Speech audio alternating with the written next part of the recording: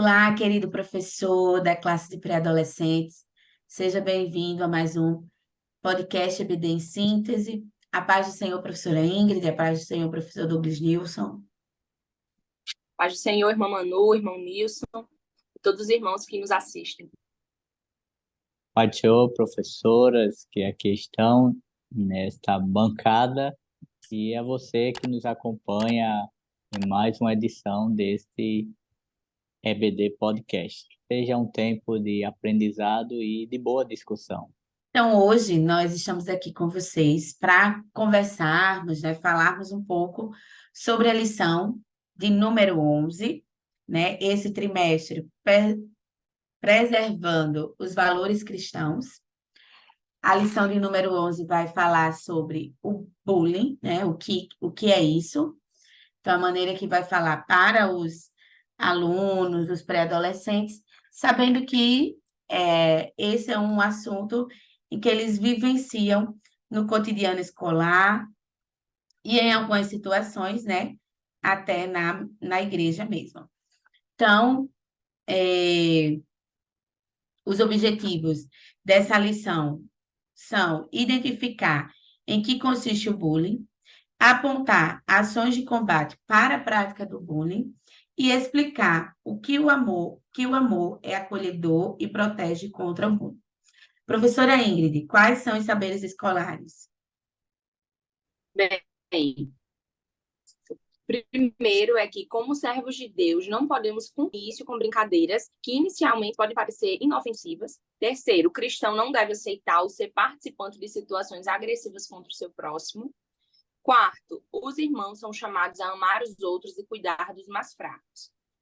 Quinto, a sabedoria de Deus é necessária em qualquer caso de agressão por bullying.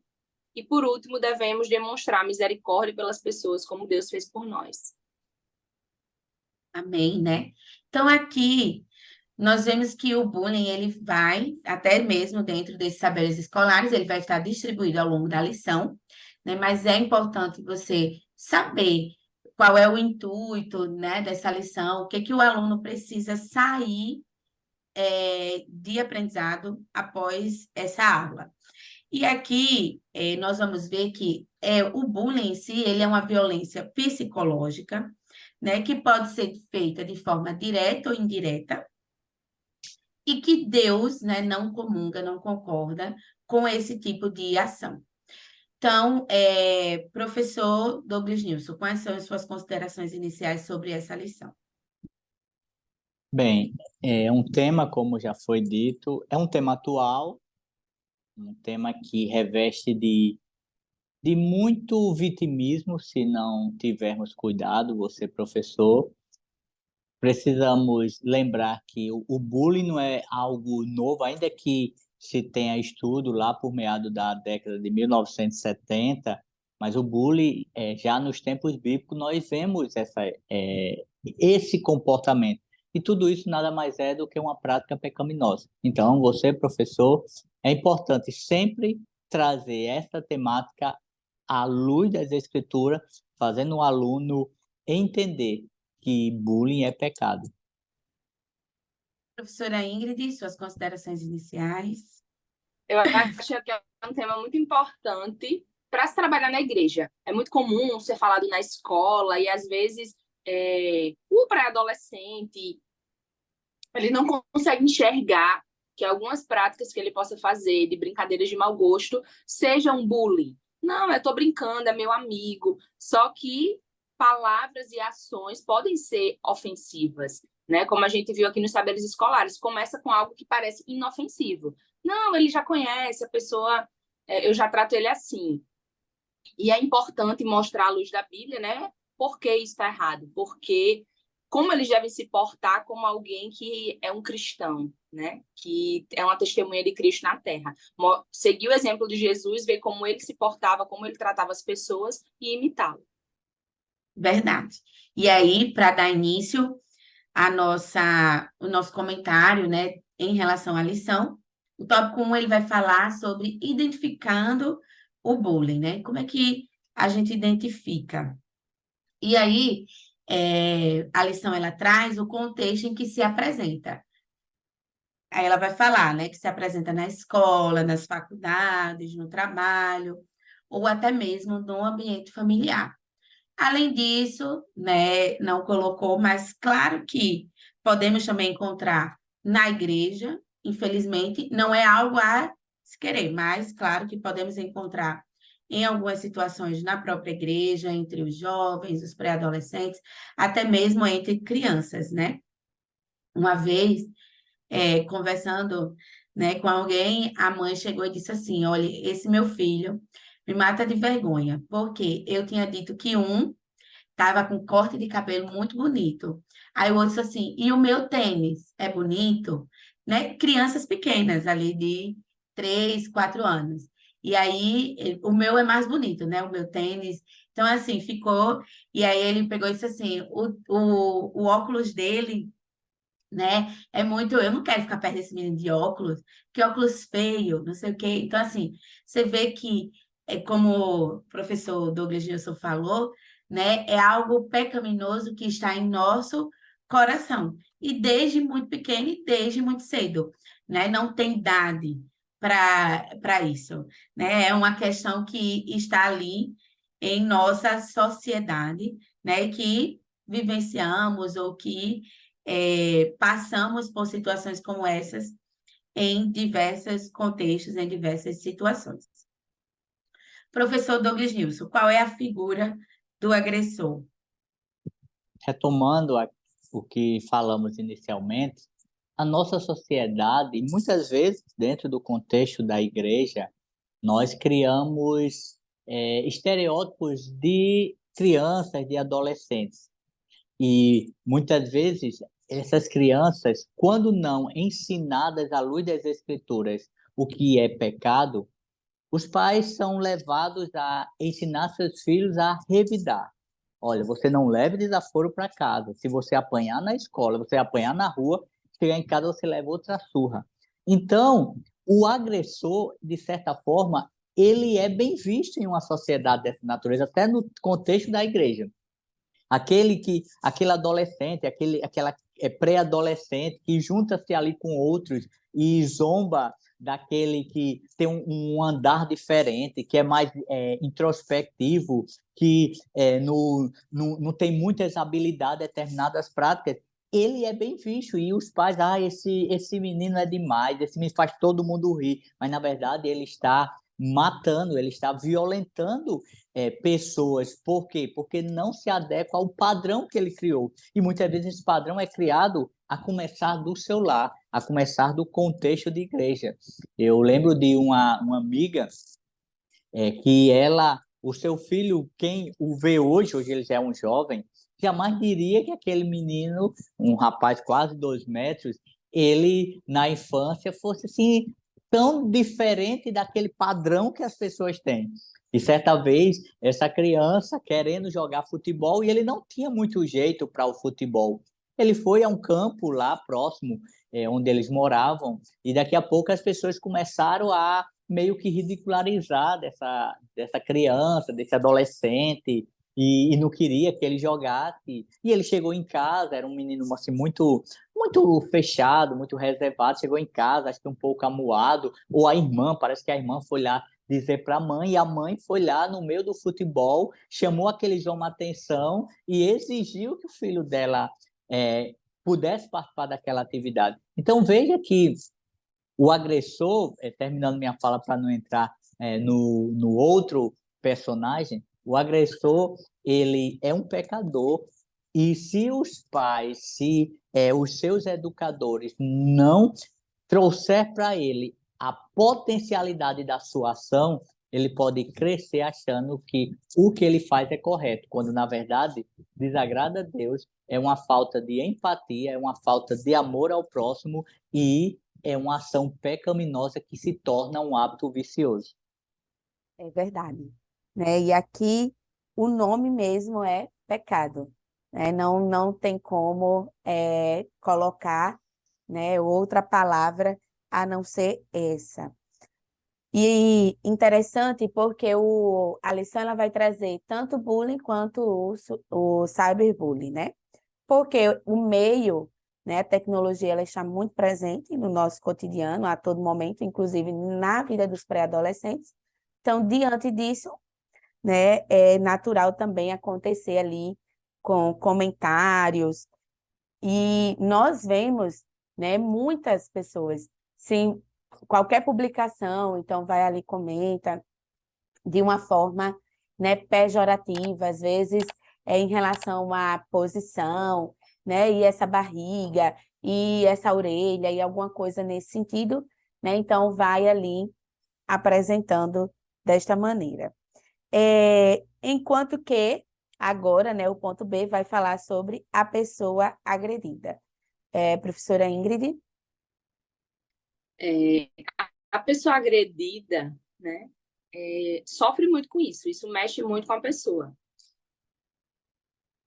É muito comum ver isso acontecer. Ontem a gente, né, só ilustrando, estava reunido com os jovens e estava comentando justamente sobre esse tipo de assunto, sobre esse bullying, né? Muitas vezes não usamos esse nome, mas de jovens, de adolescentes, pré-adolescentes que se deparam com situações onde vão destacar alguma característica ruim da pessoa e querem rotular você daquilo. Então, se você tem alguma questão física, por exemplo, que o Mano falou aí, da orelha, ou do nariz, ou a pessoa tem, enfim, é muito magro, é gordinho, então vão sempre tentar fazer você se enxergar dessa forma, né? Pela sua característica.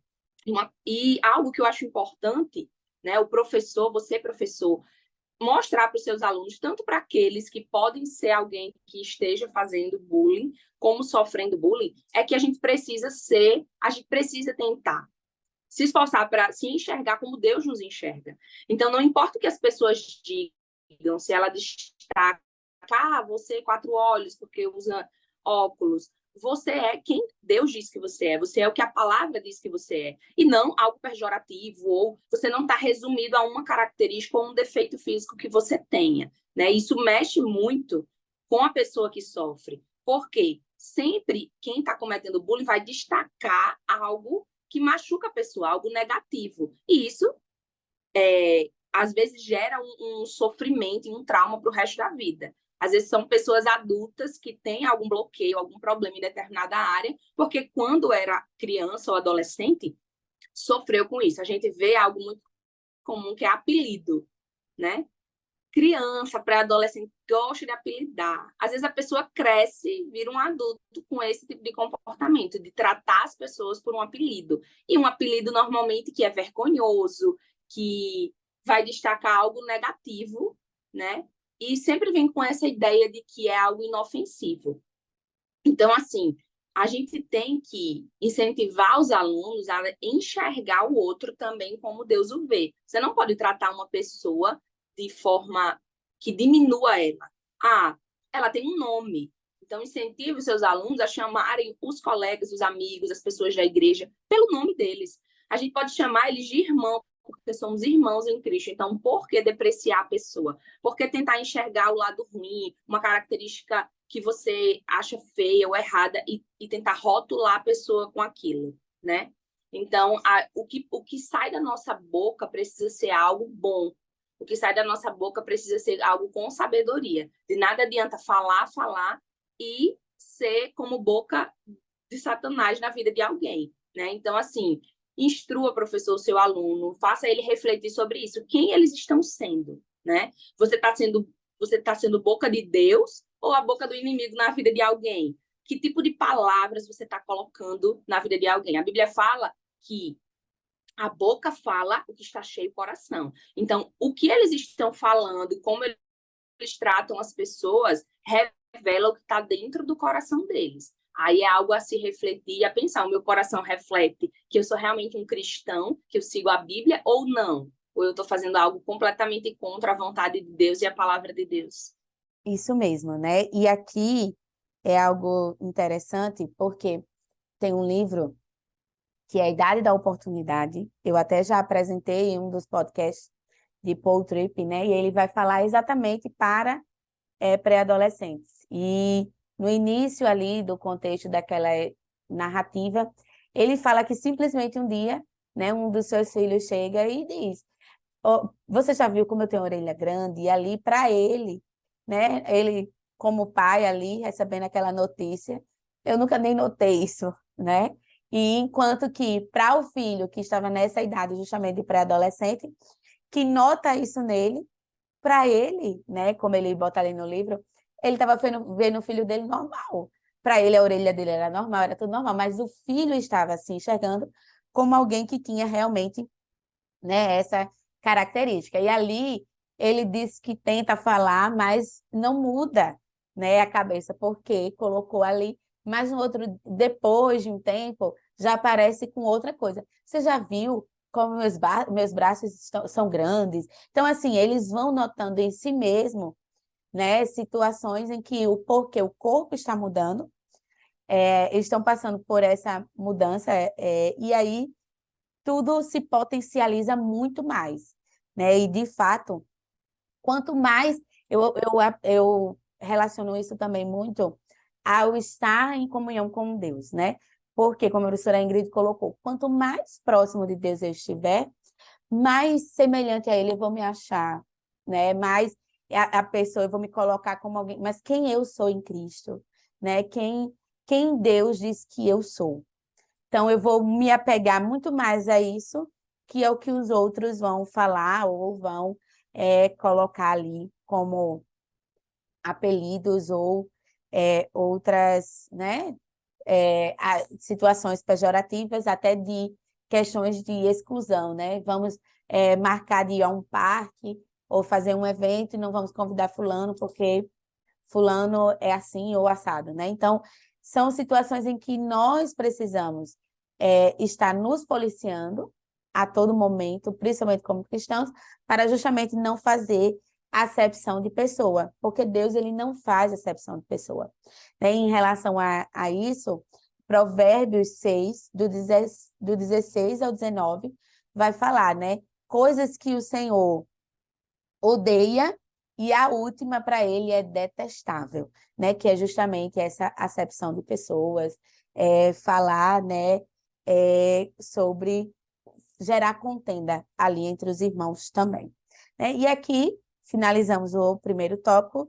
O tópico 1 vai falar: quem ama não faz o mal ao próximo, né?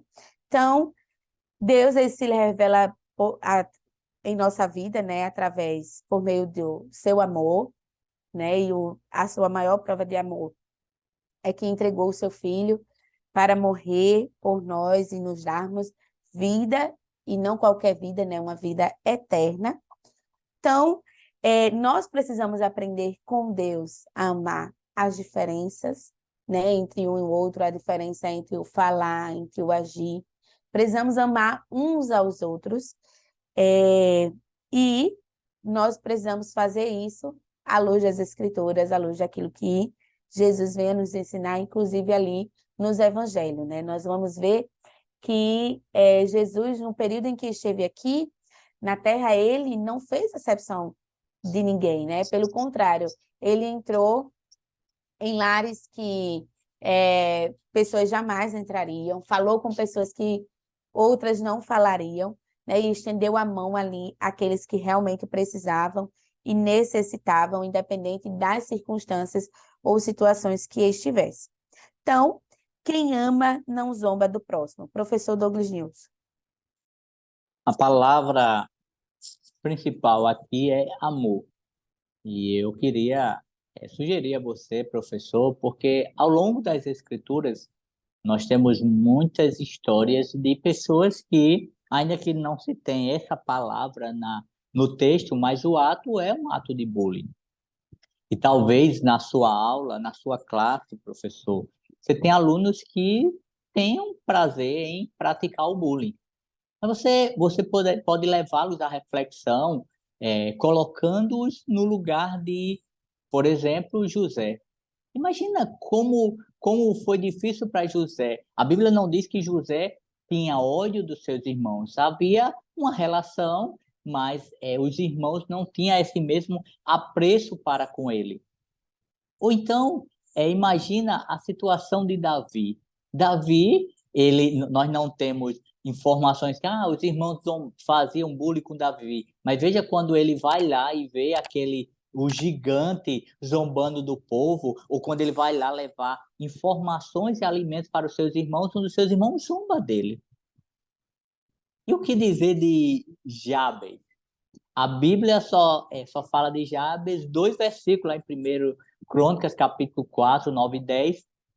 Mas dá para imaginar que aquele jovem, ele sofreu bullying. Isso são imaginações, porque nós não temos. Mas imagina que ele faz uma oração, ele pede, porque o seu nome já reflete algo negativo. Imagina alguém chamar você pelo nome e o seu nome denotar derrota, denotar dores, denotar frustração. Então, assim era o nome de Jabes. E ele faz uma oração ao Senhor, e é uma oração do âmago da sua dor, do seu desespero, da sua angústia. Então, professor, leve seu aluno a ele entender, se colocar no lugar daquele que sofre, daquele que, porventura, está ali, senta no banco e o colega zomba dele, porque aqui a palavra é amor. E quem ama não zomba do próximo, não zomba do seu irmão, não zomba do seu vizinho, não zomba na escola, não zomba na sociedade, não zomba no lar. Quem ama, ele dá sinais de amor, e esses sinais ele precisa ser prático. Ele abraça, ele não comunga quando a maioria, porventura, está zombando de um colega porque ele é de um estereótipo diferente do que a sociedade tem como padrão. Mas quem ama, quem entende o amor, ele vai até ele abraça ele. E nós vemos, há muitos filmes que relatam isso, de crianças que são excluídas, e muitas vezes alguém, por unir-se a ele, lá está sendo igualmente zombado. Então, o amor é o diferencial, e nossos alunos precisam viver esse amor, a ponto de sofrer perseguição, mas não entrar no ciclo pecaminoso de uma sociedade que diz com os lábios que ama, mas com as práticas abomina, odeia, exclui. Ou seja, a hipocrisia dos corações. E nós, professores, precisamos ensinar nossos alunos a ser verdadeiro. É o que Paulo, escrevendo aos Efésios, diz: deixai a mentira, falai a verdade. É um processo de te retirar para colocar. Talvez o seu aluno ele aceitou a Cristo há algum pouco tempo, e isso era uma prática lá na sociedade, no seu contexto familiar. E nós precisamos entender, e pegando o gancho que a professora Ingrid falou agora há pouco, ele pode estar em um contexto familiar e isso é muito forte. Mas nós precisamos, como um professor, ensinar os nossos alunos, e pegando também a frase da professora Ingrid, que o nosso passado, as pessoas, a sociedade não nos define. Eu não sou definido por eu ser gordo ou magro, por eu ser pequeno ou grande, por eu ter a orelha grande ou pequena, por eu usar óculos ou não usar óculos, por eu ter olhos azuis ou olhos castanhos. O que me define é Cristo. E isso está acima de todas as coisas. Então, professor, faça o seu aluno entender, ainda que ele sofra, ou ainda que ele está na posição do acusador, do zombador, faça ele entender que Cristo, olhando para o zombador, Cristo o vê com ira e pode, em algum momento, pesar a sua ira santa e justa contra ele. Mas aquele que, porventura, está sendo afligido, o Senhor é aquele que se preocupa tanto com os invisíveis da sociedade, que diz na sua palavra, na lei, que não se deve sequer zombar do cego, do aleijado, do surdo. Isso é cuidado, isso é amor. Obrigado, senhor. Isso mesmo, né? E principalmente pegando essa fala final do professor Douglas Nilson. Então, além de não fazer, Deus também, né, quer que nos posicionamos como alguém que busca justamente a justiça, que não concorda, que não comunga com aquele que faz. mas que é justo, né? Então, a partir do momento em que vê alguém, né, falando algo pejorativo sobre o outro, é chegar para essa pessoa e dizer que ela não tem nenhum direito ou não deveria estar tendo esta atitude, né, para com essa pessoa. Então, também agir com amor, e agir com amor também é agir com justiça, né? É justamente trabalhar para com esses que acabam sendo, né, envolvidos nessa parte aí de bullying, cyberbullying e tudo mais. Não se deixe contaminar pelo bullying. Professora Ingrid. É, é muito comum os pré-adolescentes, né, nessa fase irem pela cabeça dos outros, né, ser alguém influenciável. Então, que eles recebam boas influências. O professor pode ser essa influência, você, professor, pode ser essa influência na vida deles, de incentivar, instruir, ensinar o que é o correto. E uma das coisas é que eles não podem se deixar contaminar pelo pecado, né? E aqui a gente está tratando o bullying é um pecado. A Bíblia fala em 1 Coríntios 15:33 que as más companhias estragam os bons costumes. Então, assim, muitas vezes é algo que ele aprende na família, que ele aprende com os primos, com os colegas da escola.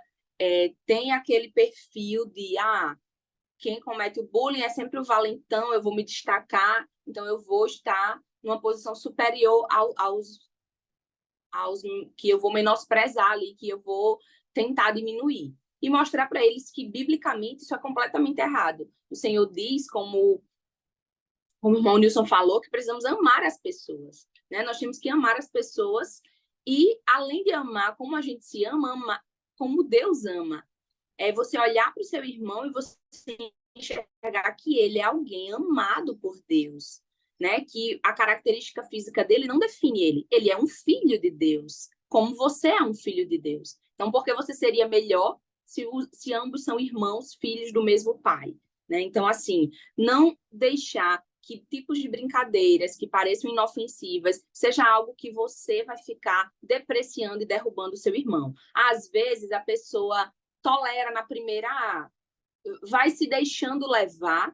Por quê? Porque não quer perder aquela amizade, porque se para fazer parte desse grupo eu preciso ouvir esse tipo de coisa, então eu vou fazer. Mas isso é completamente errado. A pessoa não pode se sentir forçada ou eu vou ser excluído da igreja, ou eu faço parte desse grupo mesmo eles me tratando mal.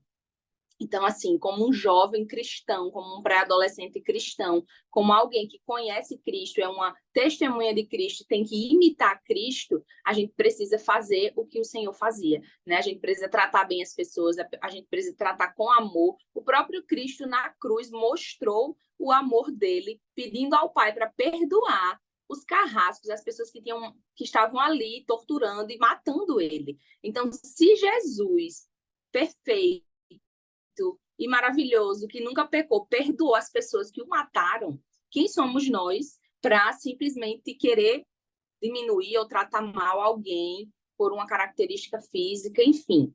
Então, incentive, professor, instrua, ensina aos seus alunos que eles não devem se deixar contaminar. Se eles estiverem numa roda de amigos na escola, na igreja, que estejam falando mal de alguém, que estejam comentando sobre, olha, viu como fulaninho é gordo, viu como fulaninho é isso e aquilo, se afaste, não comente. Esse tipo de companhia não é bom para você. E não seja essa pessoa que sempre vai olhar para o outro pelo lado negativo e destacar isso. A irmã Manu estava falando sobre o exemplo do adolescente, né, do livro, que ele se via, olha como a minha orelha é grande, olha como, além das mudanças que vão ocorrendo no corpo, na mente, nessa fase, né, às vezes a gente mesmo, né, o adolescente, você, naquela fase de adolescência, você nem percebe, mas porque alguém malicioso chegou e fez tal comentário, você começa a se enxergar pelo comentário que a pessoa fez. Eu nunca percebi que minha orelha era grande. Nunca me importei com isso, mas aí porque uma pessoa disse, ei, tua orelha é grande, tua orelha é feia. Aí você começa a achar sua orelha grande e feia porque alguém comentou. E você começa a se enxergar pelo que as pessoas destacam, né? Aí é um problema a questão da identidade. mais para frente a gente vai entrar um pouquinho no exemplo de Jesus, falando sobre isso, da sua identidade, de você enxergar quem Deus diz que você é e você se enxergar pelos comentários que as pessoas ao seu redor falam a seu respeito. Isso mesmo, né? Fechando esse tópico, de fato, nessa idade é muito fácil se deixar levar pelas companhias. Às vezes é alguém, como o professor Douglas News falou no início, né? Engraçado, que tem a atenção de todos, e você quer estar perto dessa pessoa, ou andar com pessoas que a todo momento estão ali, né? Brincando, envolvidas em atividades, em ações, e isso acaba justamente deixando levar, né? Para estar ali, acaba também se envolvendo em situações como essas. Então, uma coisa importante que eu aprendi, né, muito cedo, foi que ore para que o Senhor lhe apresente as amizades, né? Peça ao Senhor as amizades que Ele vai lhe dar, aquelas que, não porque você merece, mas, né, porque Ele vai ter ali, né, misericórdia de você, e você vai, justamente, quanto mais próximo dele você estiver, mais você vai compreender o cuidado dele, inclusive nas amizades que Ele traz até você, né? E aqui, o último tópico vai falar sobre o amor que acolhe os irmãos. Então, não só demonstrado por meio de palavras, eu amo a irmã Ingrid, eu amo o irmão Douglas Nilson. Não, ele tem que ser posto também em ações, né, na forma prática. E aqui, né, o primeiro tópico vai falar sobre o amor não faz acepção de pessoas. Professor Douglas Nilson. Imagina que muitas vezes, quando nós convencionamos as nossas relações horizontais, olhando para nós mesmos e supervalorizando a nossa posição, nós igualmente tomamos atitudes pecaminosas e depreciativas. Porque já pensou se nós parássemos para refletir qual vantagem Jesus tem em ser nosso amigo, em se relacionar conosco? Ele não precisa, ele não depende. E tudo o que ele faz é simplesmente por graça, porque quer se relacionar, deseja relacionar-se conosco. Mas ele não tem instabilidade emocional se nós nos relacionarmos ou não com ele. Na verdade, o contrário, sim. Então, quando falamos que o amor não faz acepção de pessoas, o nosso aluno precisa entender uma coisa, que se a sua relação com Deus ela for fragilizada, você é um candidato fortíssimo a viver codependências. E a codependência nos aprisiona em relacionamentos abusivos e comportamentos pecaminosos. Porque como a irmã Ingrid é minha grande amiga, mas ela zomba de mim. Mas eu gosto tanto dela, é a única amiga que eu tenho. Então eu continuo nesse relacionamento abusivo. Sabe por quê? Porque eu não sou amigo de Jesus.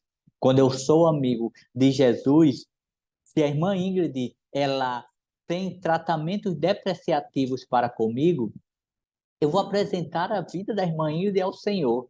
E o Senhor ele pode criar vários meios, pode incomodar a irmã Ingrid a se retratar para comigo, como também o Senhor pode apresentar outras pessoas para que a irmã Ingrid entenda que eu não dependo dela e ela quem perdeu a minha amizade. Então, isso tudo reflete relacionamento, mas também nos leva a nos colocar na posição de alguém que trata as pessoas como Cristo nos trata, sem acepção, como falou. Quando eu trato alguém com acepção, eu não entendo minimamente o que o Evangelho apresenta para mim. E eu sei, professor, que talvez esse assunto, para o público que você lida, pode ser até de certa forma complexo, mas você pode e deve, de maneira prática e aplicativa para a realidade dele, fazê-lo entender que acepção é igualmente pecado,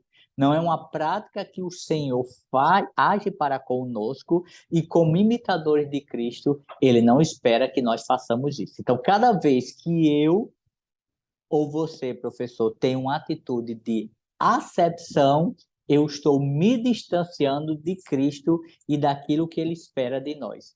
Então, para encerrar, muitas vezes nós, no contexto de igreja, somos levados a nos relacionar, nos confraternizarmos.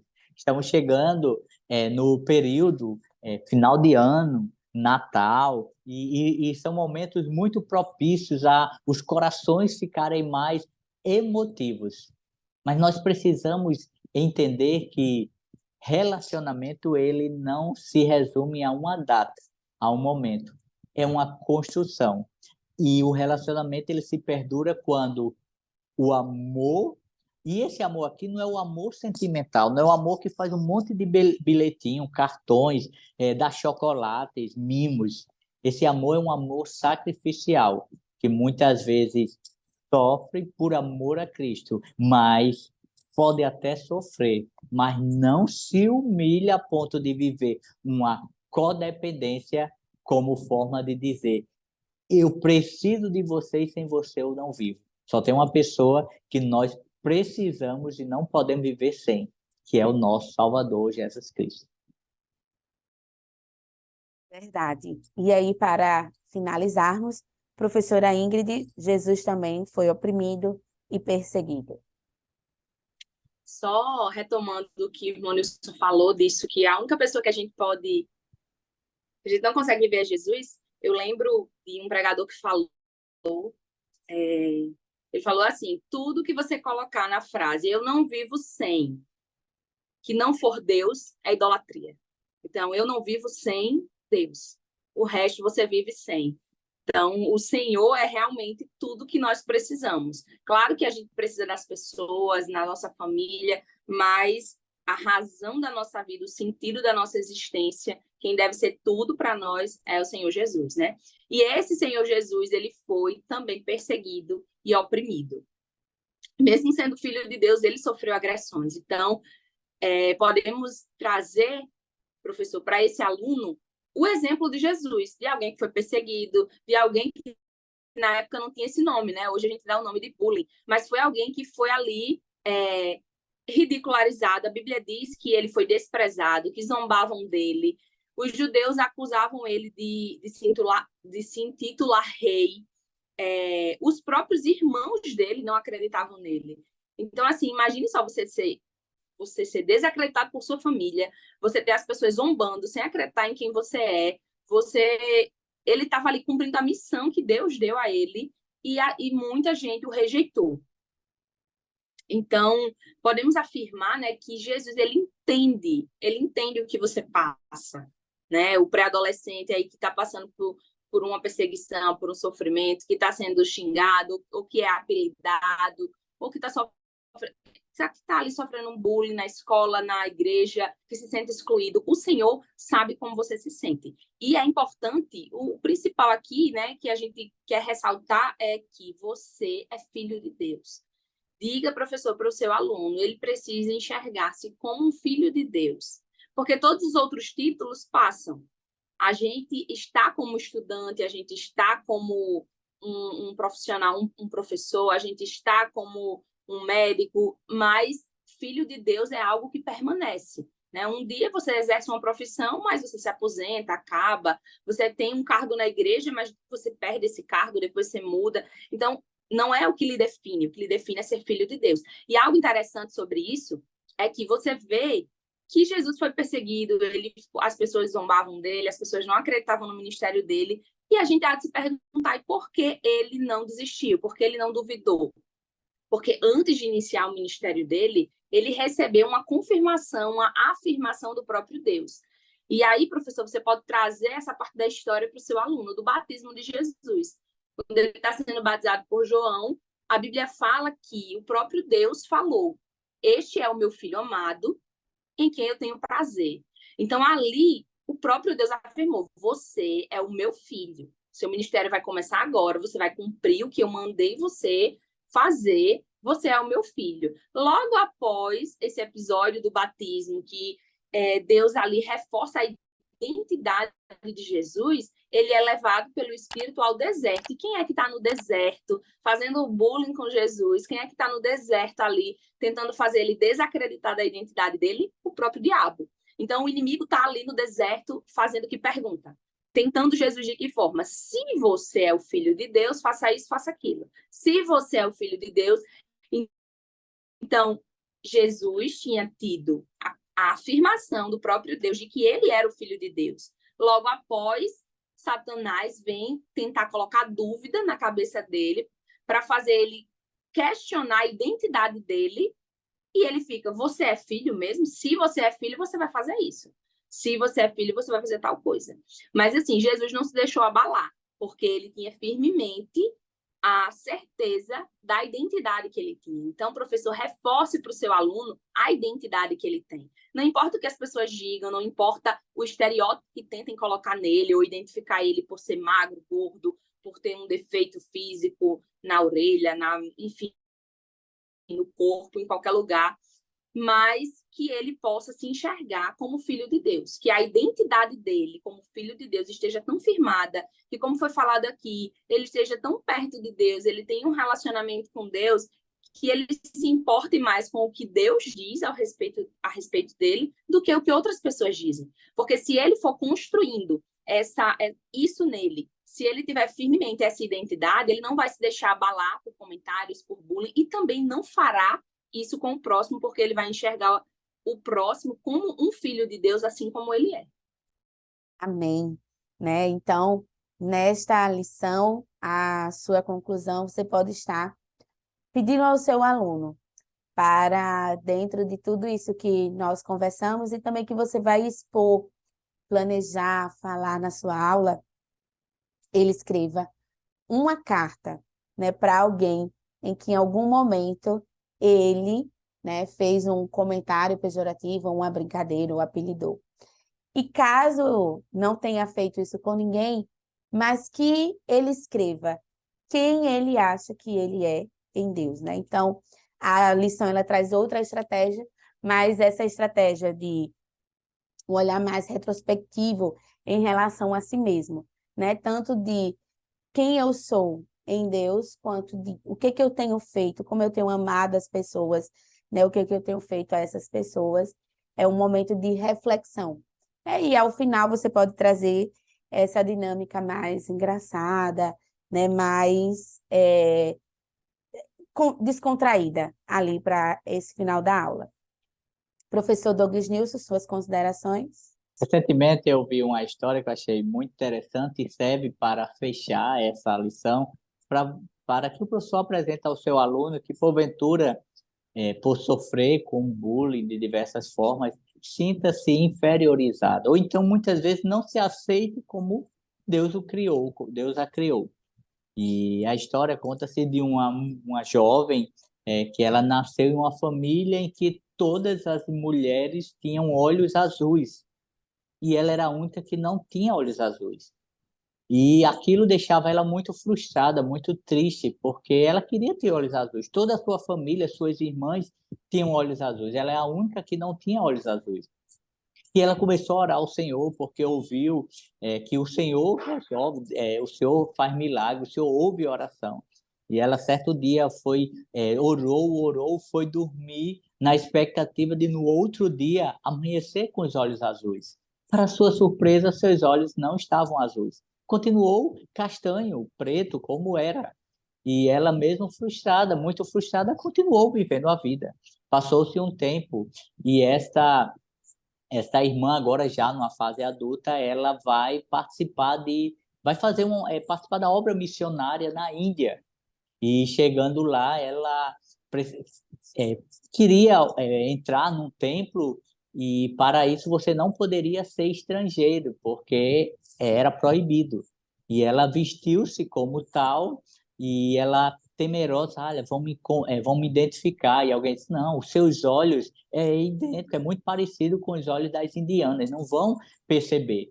E ali ela entrou, viu tudo o que acontecia ali, a forma como as crianças eram oferecidas, e a partir da história dela, ela levantou uma bandeira, uma causa em prol das crianças que eram logo cedo vendidas, contraindo matrimônio, sendo violentadas. E naquele país levantou-se uma lei a partir da bandeira que essa irmã levantou, e a partir daí ela entendeu por que o Senhor não permitiu que os olhos dela fossem azuis. Então, talvez, adolescente, você não entenda porque você é assim, mas Deus sabe, um dia Ele há de lhe fazer entender. Amém. Professora Ingrid, É muito depois interessante dessa essa história. né? Acabou. É. Essa história é muito interessante. Eu já conhecia e é muito lindo como Deus faz, né? Nessa fase de pré-adolescência, como a gente estava falando aqui, precisa ser tão bem construída a questão da identidade, porque é muito fácil você querer ser como o outro. Ah, mas a cor do olho dele é mais bonita, mas o cabelo dela é mais bonito. Então, muitas vezes a gente quer se encaixar num padrão que, se você for avaliar, que padrão é esse? Né? É o padrão que quem estabeleceu? Então, o padrão mundano, ele muda muito. E é tão importante, professor, você reforçar no seu aluno que ele é assim porque o Senhor o quis assim, né? Por muitos anos, eu, por exemplo, um exemplo pessoal, eu tenho o cabelo cacheado, mas por muitos anos eu mantive o meu cabelo liso para me encaixar num padrão que, enfim, não era o padrão que Deus queria para mim, né? Renunciando à minha natureza. Então, assim, hoje, com os cabelos, né, meus cachos assumidos, eu vejo, não é só uma questão estética de cabelo, mas de me enxergar como Deus me fez. Ah, os meus olhos são castanhos, não são azuis. Então, obrigada, Deus, pelo meu olho castanho. Deus tem um propósito no olho castanho de alguém, né? É abençoar crianças que estão sofrendo na Ásia, na Índia, né? Então, o seu cabelo cacheado, qual é o propósito de Deus nesse cabelo? Ah, você é magrinho, você é gordinho. Enfim, Deus tem um propósito, Deus tem um chamado para você. Você não tem que se encaixar no padrão de alguém, mas no padrão que Deus estabeleceu para a sua vida, né? Então, aí é um bom exemplo. E reforçar com seus alunos isso, deles se enxergarem como Deus enxerga. Agradecer a Deus pela sua estatura, pelo seu cabelo, da forma que ele for, a cor da sua pele, dos seus olhos, porque Deus não erra. Então, se ele fez você assim, é para a glória dele. E a gente tem um exemplo na Bíblia, né, do cego, que os discípulos perguntam a Jesus o que foi que aconteceu para ele nascer daquele jeito, se foi ele que tinha pecado ou os pais.